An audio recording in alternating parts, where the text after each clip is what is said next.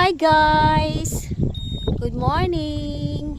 Have a blessed morning guys. That's the beach.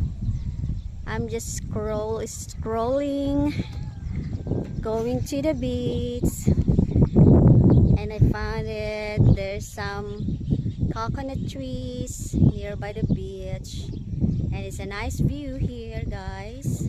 It's a lot of coconut trees. It's a good one.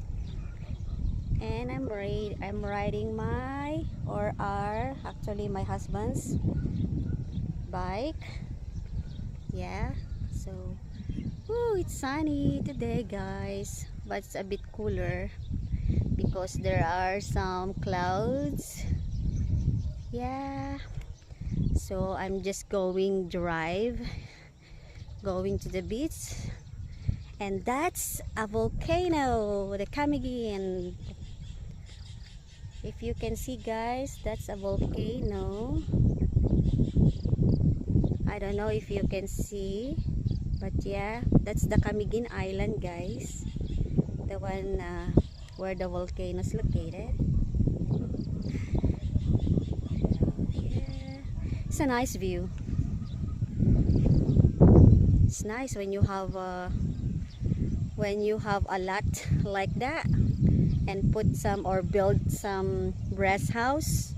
It's nearby the beach. Oh, it's a nice one.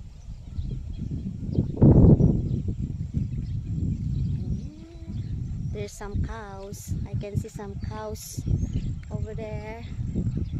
So yeah, okay guys, have a good day ahead everybody.